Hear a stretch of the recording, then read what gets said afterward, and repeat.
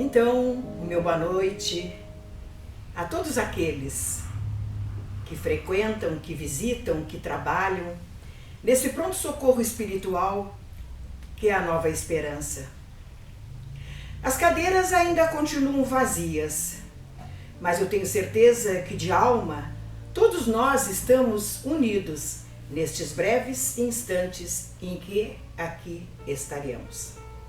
Como é praxe, nós vamos fazer a leitura de uma página que a gente chama de página de harmonização do livrinho Otimismo Todo Dia. E ele diz assim: há uma forte luz dentro de você. Você possui muita luz, uma verdadeira usina capaz de iluminar o mundo. A luz nasce nas entranhas da sua inteligência e sentimento. É dinâmica e pode arrancar a sua vida do lodo e a dos que estão ao seu lado. Essa luz vence as trevas, a ignorância, a tristeza, os semblantes sombrios e tudo impondo um estado de liberdade e paz. Convença-se da sua potente luz interior. Não a enclausure entre as paredes do pessimismo. Use os faróis do otimismo e faça a sua luz por toda parte. A luz que há dentro de você é a mesma de Deus. Então, nesse momento, a nossa rogativa ao mundo espiritual superior, aos espíritos de luz, que estejam conosco nesse estudo da noite de hoje. Que Deus nosso Pai, que Jesus, modelo e guia de nossas vidas, e que a cúpula espiritual dessa casa nos auxilie a desempenhar a tarefa da noite de hoje. E que assim seja. Como todos sabem, nós estamos fazendo um trabalho em cima do livro Vinha de Luz.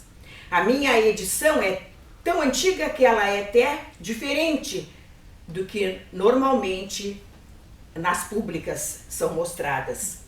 É pequena, mas é grande no seu conteúdo. E o texto de hoje tem por título Crescei. Esse livro Vinha de Luz foi escrito pelo Chico sob a intuição de Emmanuel. E ele começa essa página, que é a 111 dizendo assim: antes, crescei na graça e no conhecimento de nosso Senhor e Salvador, Jesus Cristo. Assinado Pedro. E eu fico meio em dúvida quando eu vejo assim a assinatura Pedro.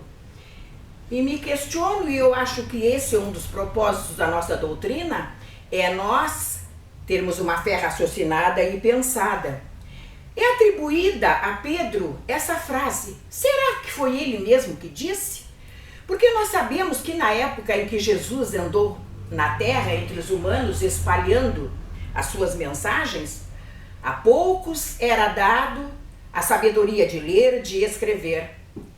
Sabemos, como eu digo sempre, que JL, MM foram os evangelistas, João, Lucas, Marcos e Mateus, que eles escutavam as mensagens, as parábolas, aquilo que Jesus pretendia dizer para a humanidade e depois as transcreviam. Mas às vezes me dá uma nota de curiosidade. Será que eles conseguiram transcrever integralmente aquilo que eles ouviam? Mas percebam só, tenho essa curiosidade, mas ao mesmo tempo não tenho dúvida nenhuma que se algumas vezes a forma com que as mensagens eram apresentadas eram diferentes, não tenho dúvida nenhuma em cima do fundo que elas pretendiam e qual era o propósito de Jesus ao nos atingir com todos aqueles ensinamentos. Uma vez eu fiz um curso promovido pela FERGS, aqui no Rio Grande, e eu fui indicada a fazer o de expositores. E a pessoa que veio de lá disse que quem pretendesse fazer exposições não poderia fazer relação com experiências próprias, não deveria fazer relações com as suas experiências vividas, nem usasse o eu, que nós teríamos que usar sempre o nós. E esse texto de hoje, o Crescei, me fez voltar muito à minha vida. Porque quando eu comecei a trabalhar com 20 horas, eu tinha alguns propósitos desse Crescei. Eu quero comprar uma casa.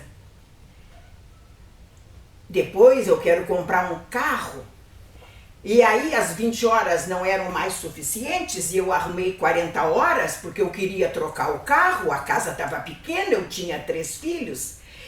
E eu, sem dúvida nenhuma, liguei muito este Crescei à nossa vida material. Quando, na verdade, este Crescei de que fala o texto de hoje é muito mais em relação ao nosso crescimento nas virtudes. É bem como diz Pedro aqui nesse começo. Antes, crescei na graça e no conhecimento de nosso Senhor e Salvador Jesus Cristo. É óbvio que nós buscamos esse conhecimento e não somos proibidos de atingi-lo, porque também é na doutrina espírita que nós escutamos aquela citação: conhece a verdade e ela te libertará. Então, através da conquista dos conhecimentos, nós vamos aprimorando o nosso intelecto e poderemos, com certeza, fazer melhores escolhas, tomarmos melhores decisões nas nossas vidas, nos equivocarmos menos, mas sem dúvida nenhuma, nós pouco a pouco vamos nos iludindo com esse mundo que é muito cheio de ilusões e nos esquecendo que esse crescimento nas virtudes divinas é que Jesus tinha como propósito passar à humanidade daquela época. Lembro também que, não satisfeita com as 40 horas, por um tempo fui professora da Universidade Federal de Pelotas. Olha só que balaca, eu toda metida, saía do Rio Grande para dar aula em Pelotas. Consegui comprar a primeira televisão a cores. Consegui comprar a máquina de lavar roupa. E o telefone, que naquela época era da CRT, eu paguei em 36 vezes, mas comprei um telefone. Olhem só, companheiros de caminhada terrena, quanta coisa eu adquiri, como eu cresci e como eu estava equivocada. Porque a partir desse momento em que eu comecei a fazer as conquistas materiais, eu acho que eu me distanciei mais das que eram tão importantes para mim e que são até hoje, que são as conquistas espirituais. E ainda estabeleci alguns prazos. Quando os meus filhos crescerem, eu vou trabalhar mais pela causa espírita. Quando eu me aposentar, eu vou me dedicar mais. Eu vou fazer alguma atividade em obras sociais. Porque é esse o Crescei que Jesus espera de nós. É esse Crescei onde nós focalizamos no nosso próximo, naqueles que de uma certa forma dependem de nós, seja pelo aspecto financeiro, seja pela ajuda que a gente pode dar, porque hoje a gente sabe que a caridade moral que é tão necessária, às vezes nós somos tão poupados, às vezes a gente custa dar um sorriso, a dar uma palavra para um companheiro, a oferecer um ombro. E são estas, com certeza, as virtudes que nós devemos e que são as cristãs e que nos levam ao caminho da luz que nós tanto buscamos. E às vezes também vemos nas lideranças esses equívocos, porque quando são guindados a postos, é o gerente da empresa, é a diretora da escola, é o engenheiro-chefe, é o encarregado do setor da indústria. Quando nos apropriamos destes títulos, nos esquecemos daqueles que estão junto conosco, subordinados? Será que são? Hoje, talvez, ontem, quem sabe, liderando e mandando também. E nós achamos que é esse crescer que nós precisamos colocar em prática aqui na nossa vida. Como nós nos enganamos. E o autor faz aqui uma colocação em cima do inchaço. E é isso que a gente vê às vezes em muitas pessoas. Acontece o inchaço e não o crescimento. Tem um pedacinho aqui também que eu achei de máxima importância e que eu vou ler. Materializadas as exigências, transformam-se em servidores rodeados de impedimentos. É quando a gente diz, quando eu estiver aposentado eu vou fazer, quando meus filhos crescerem eu vou fazer. Quando isso acontece, surgem outros impedimentos que são obstáculos para nós fazermos aquilo tudo que tínhamos nos proposto. O crescimento a que o Evangelho se reporta deve orientar-se na virtude cristã e no conhecimento da vontade divina.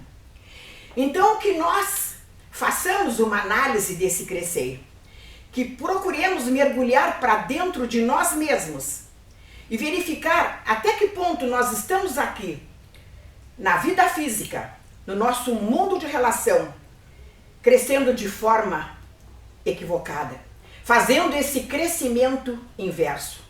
Nos preocupemos sempre em fazê-lo em direção ao alto, em direção à luz, na certeza de que os bons espíritos, na certeza de que Deus não nos desampara nunca nos piores momentos em que podemos estar atravessando. Não quer dizer que não tenhamos que nos preocupar também com esse crescer no aspecto da materialidade. O grande problema é que nós não o valorizemos demasiado, em detrimento das conquistas espirituais, que farão, com certeza, que nós tenhamos convicção de que não desperdicemos a oportunidade. Não desperdiçamos a oportunidade reencarnatória. Façamos uma análise, cada um de nós, e vejamos como nós estamos enfrentando esse crescer.